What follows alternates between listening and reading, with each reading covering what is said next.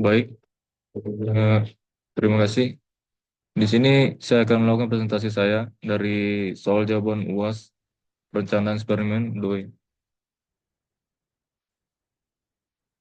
Eh, saya mendapatkan soal UAS 5.23. The percentage of hard work concentration in raw pulp. The flight pressure and the cooking time of the pulp are being investigated for their effects on the strength of paper. Three levels of hard work concentration, three levels of pressure, and two cooking times are selected.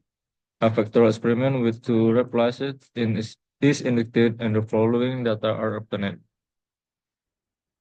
Dan ini adalah contoh gambar dari soal pertanyaannya. Oke, next. Berikut adalah tiga pertanyaan yang perlu diselesaikan, yaitu yang A adalah analyze the data and the draw consolation use A and 0.05. Oke. Ini saya melakukan metode two ways pada Minitab. Berikut adalah general linear model, time versus pressure and hard load. Oke, lanjutnya. Oke. Bahwa yang ini adalah soal jawaban dari soal yang pertama, yaitu dari A. Berikut adalah hasil p-value dari pressure and hard load. Yang pertama adalah hasil p-value-nya adalah 0,966, di mana hasil ini adalah kurang dari 0,5. Maka HO diterima atau H1-nya itu bisa jadi ditolak. Artinya pressure-nya tidak mempengaruhi hard work dalam cooking time-nya.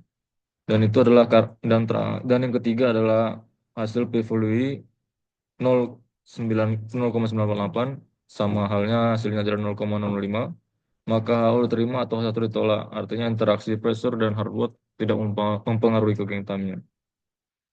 Dan ini adalah jawaban dari pertanyaan soal yang nomor 2, yaitu B. Ini adalah hasil dari probability plot dari pressure, hard work, and time-nya. Tertera seperti yang digambar. Dan yang ketiga adalah jawaban dari soal yang untuk yang C.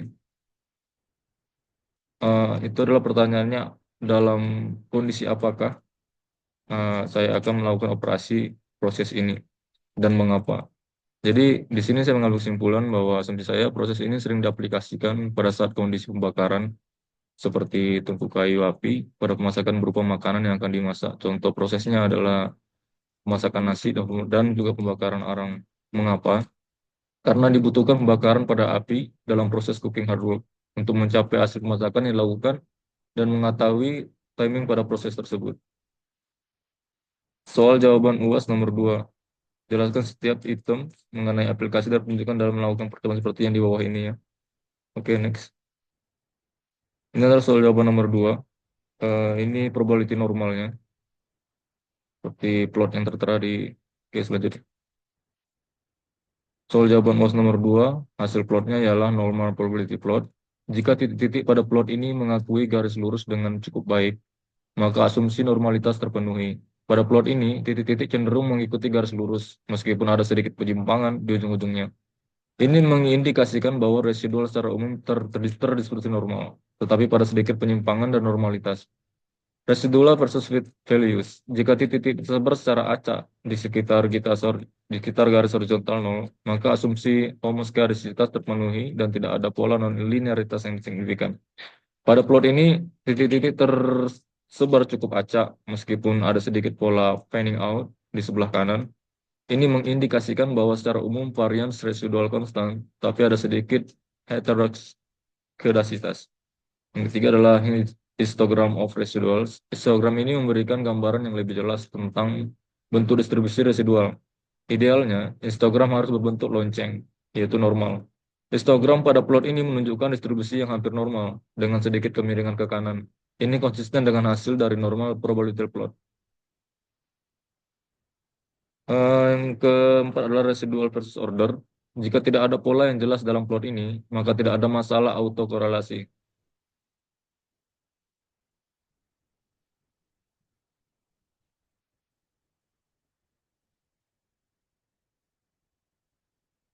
Pada plot ini, titik-titik terlihat cukup acak, meskipun ada sedikit pola naik turun. Ini mengindikasikan bahwa secara umum tidak ada masalah autokorelasi yang serius. Dan yang terakhir dan kelima adalah kesimpulan secara keseluruhan. Plot residual menunjukkan bahwa model regresi yang digunakan memiliki kinerja yang cukup baik. Asumsi normalitas dan homokaresitas sebagian besar terpenuhi meskipun ada sedikit penyimpangan. Tidak ada indikasi yang kuat tentang adanya pola dan linearitas atau autokorelasi. Baik, sekian dari hasil presentasi saya. Saya ucapkan terima kasih.